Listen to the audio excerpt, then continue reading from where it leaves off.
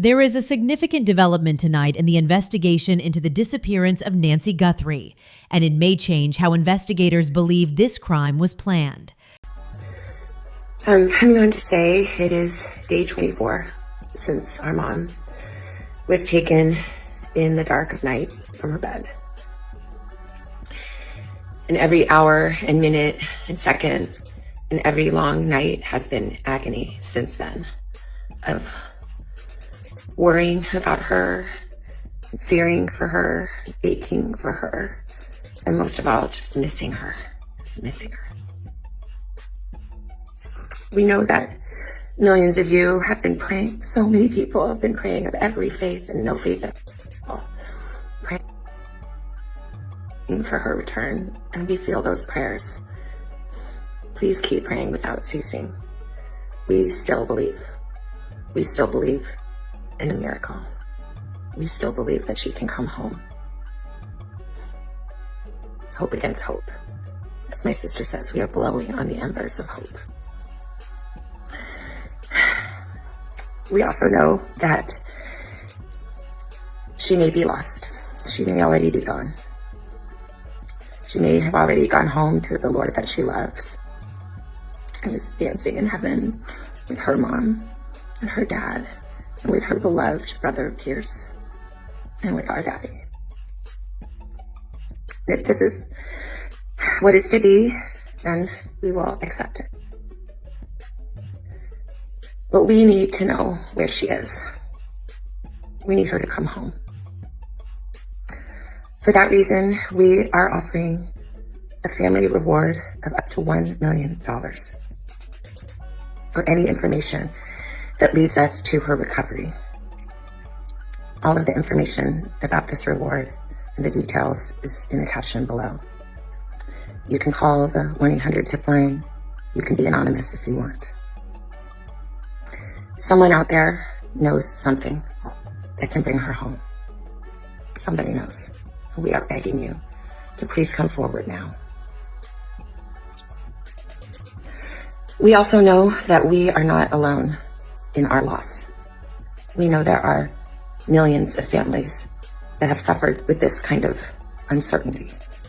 And for that reason today, we also are donating $500,000 to the National Center for Missing and Exploited Children for their work in helping families who are coping with loss and actively looking for those who are lost. Federal agents returned to Nancy Guthrie's neighborhood earlier this week and began going door to door. But they were not asking the usual questions that residents might expect in a case like this. They were not looking for new eyewitnesses, they were not distributing flyers, and they were not asking neighbors whether they had seen the masked individual who appeared on the porch or the backpack that has been discussed repeatedly in reports about the case. Instead, agents focused on one very specific question.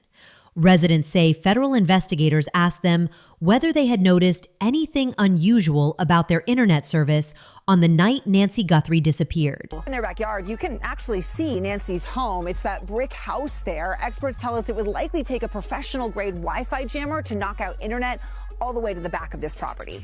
Here's the jam. 3 separate homeowners confirmed to NBC News on March 6th that agents knocked on their doors and asked them the same question.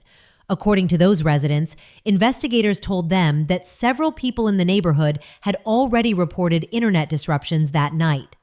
The fact that the FBI is asking this question repeatedly across the Catalina Foothills neighborhood in Tucson suggests investigators have already seen something in the data that they now want to confirm. Search underway. This is happening near Annie Guthrie's home outside Tucson. She, of course, is Savannah Guthrie's sister. We do not have control of this camera, but we can tell you from this live feed, we have seen investigators searching the property and what appears to be officers investigating a drainage pipe. Right there, you see FBI agents on scene.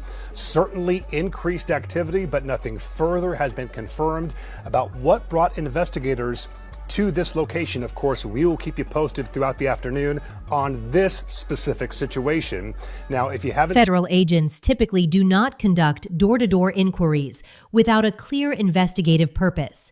And when the same technical question is raised with multiple homeowners, It often means investigators believe the answer could help explain what happened. What authorities appear to be examining is the possibility that whoever took Nancy Guthrie arrived prepared with technology and may have attempted to interfere with wireless signals in the area. To understand why this question matters, investigators are revisiting the events of February 1st, the night Nancy Guthrie disappeared. The issue of internet disruptions connects directly to one of the most important devices in the case, Nancy Guthrie's Nest doorbell camera. That camera faced the street and was positioned to capture anyone approaching the front porch of the home. If it had functioned normally that night, it might have provided investigators with a clear image of the person who came to the house. Instead, what happened with that device has become one of the most significant technical elements of the investigation. According to the timeline released by authorities, the camera lost its connection at approximately 1:47 in the morning. Roughly 41 minutes later, at 2:28 a.m., Nancy Guthrie's pacemaker stopped transmitting data to her phone. Between those two events, the camera system detected motion at around 2:12 a.m., indicating someone was present near the door, but no video clip from that moment was successfully saved.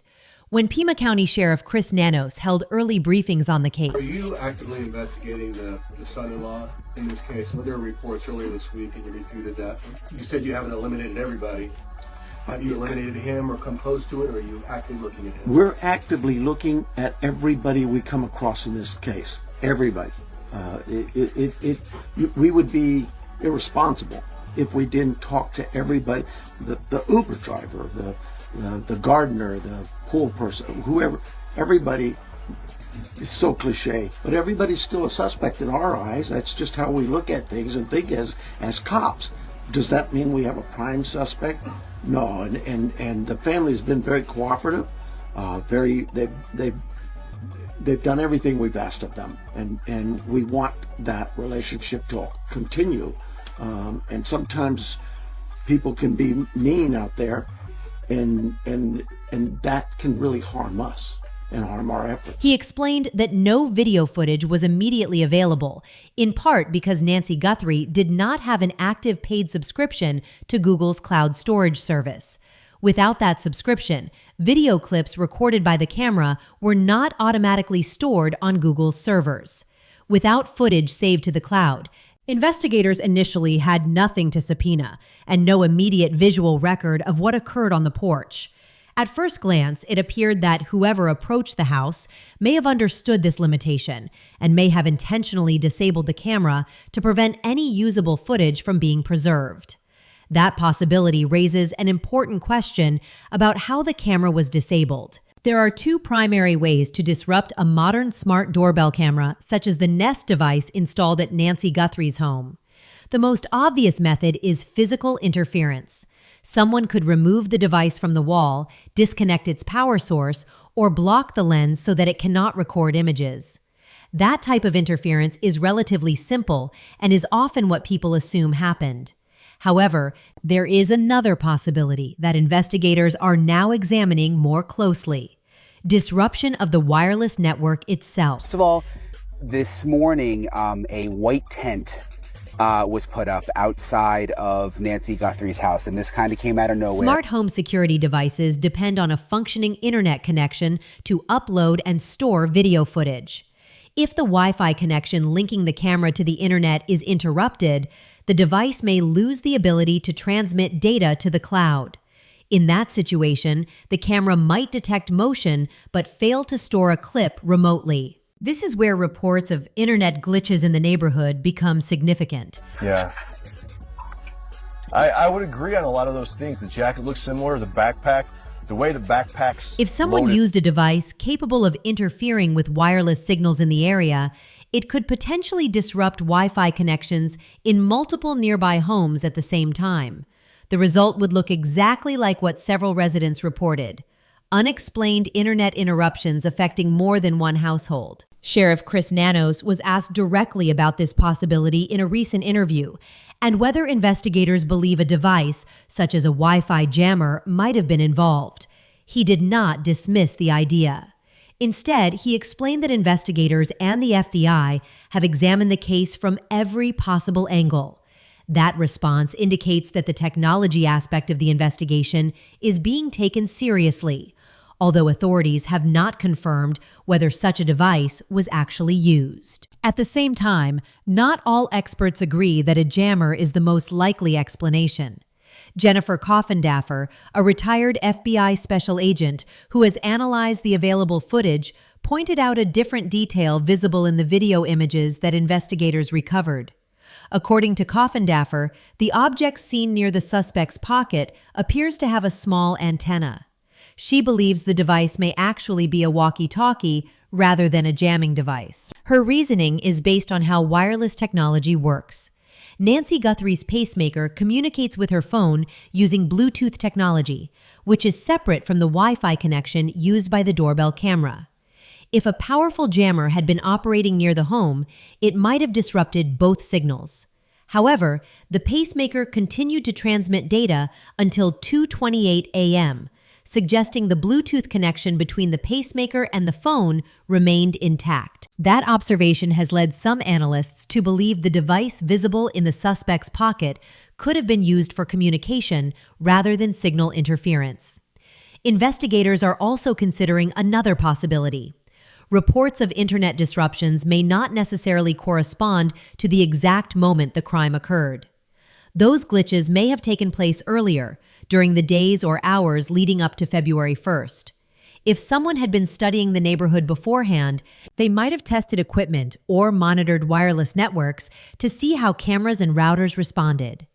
In other words, the suspect may have conducted reconnaissance before the night of the abduction. By briefly activating equipment and observing how networks reacted, someone could learn which devices were vulnerable and which houses had security systems connected to specific routers. That type of preparation would allow a suspect to plan more effectively before returning to the scene. And when I got here, there were 3 deputies that had just arrived. They have private security here. NBC hired private security. Former FBI agent Tracy Walder has said investigators should not rule out either possibility. She believes both explanations, the presence of a communication device or a signal jammer, remain plausible based on the information currently available. Each theory would suggest a different type of suspect. If the device was a walkie-talkie, that would imply coordination between multiple people, with one individual at the house and another possibly positioned nearby, acting as a lookout or driver. If a jammer was involved, it would indicate a suspect with knowledge of wireless technology and access to specialized equipment designed to interfere with communication systems. In either scenario, the planning involved appears more sophisticated than what investigators typically see in spontaneous crimes. Despite the initial belief that no video existed, investigators eventually managed to recover footage from the Nest doorbell camera. FBI Director Kash Patel confirmed that the video was extracted from residual data within the system. Cybersecurity experts explained that data generated by cloud-based devices often travels through multiple processing stages before reaching permanent storage. Even when a device is disconnected or disabled, fragments of that data may remain within internal memory or temporary system logs. In this case, the Nest camera continued recording briefly using its onboard flash memory after the Wi-Fi connection dropped. That internal storage allowed investigators to retrieve several seconds of footage showing the masked individual on the porch. Engineers working under a search warrant spent more than a week recovering and reconstructing those frames from the system's back-end infrastructure. The fact that the camera retained any footage at all may also help investigators understand whether a signal jammer was used. If a powerful jammer had fully disrupted all wireless communication around the home, the camera's ability to store data locally might also have been affected. Because the camera still recorded those few seconds of footage, some analysts believe the device either was not jammed at full strength or the interference occurred only briefly. That possibility suggests the suspect's attempt to disable the camera may not have worked exactly as intended. As investigators continue examining this possibility, the door-to-door inquiries about internet disruptions appear to be part of a larger digital analysis effort. Agents are attempting to determine which homes experienced connectivity problems, when those disruptions occurred, and which internet providers were involved. Modern routers and internet service providers maintain detailed logs of connectivity events. If multiple households experienced interruptions at the same time, those records may reveal the exact moment the disruption occurred and how long it lasted. By comparing those logs with the timeline of the crime, investigators may be able to determine whether an external device interfered with wireless signals in the area. Digital forensic specialists assisting the investigation say modern technology often leaves traces, even when someone attempts to hide their activity.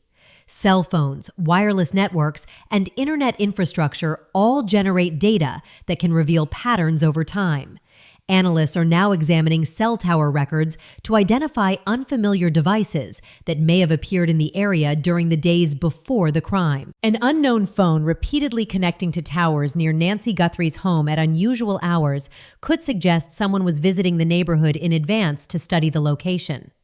Another factor investigators are considering is the range of devices capable of interfering with Wi-Fi signals. Many commercially available jamming devices operate effectively only within limited distances, often between 30 and 100 meters. That means anyone using such equipment would likely need to be positioned relatively close to the homes affected by the signal disruption. If several houses experienced connectivity issues simultaneously, investigators may be able to narrow down where the device was located by mapping which homes reported problems and when those disruptions occurred. By comparing those reports with surveillance cameras in the area, investigators may eventually identify a vehicle or individual present in the neighborhood at that time. All of these factors point to one conclusion: investigators are increasingly considering. The person responsible for Nancy Guthrie's disappearance may have incorporated technology into the planning of the crime. Whether that involved testing wireless networks beforehand, coordinating with another individual through radio communication, or attempting to disrupt security devices, the actions described so far suggest preparation rather than impulse. The FBI's decision to revisit the neighborhood and ask detailed questions about internet connectivity indicates that investigators believe digital evidence may still play an important role in identifying the suspect. Nancy Guthrie has been missing since February 1st. She is 84 years old and relies on daily medication for her health. Her family continues to search for answers, and authorities say the reward for information has now reached more than $1.2 million. Anyone who noticed unusual activity or experienced unexplained internet disruptions in the Catalina Foothills area around the time of her disappearance is being asked to contact the FBI. Even small pieces of information may help investigators understand what happened that night and bring them closer to identifying the person responsible.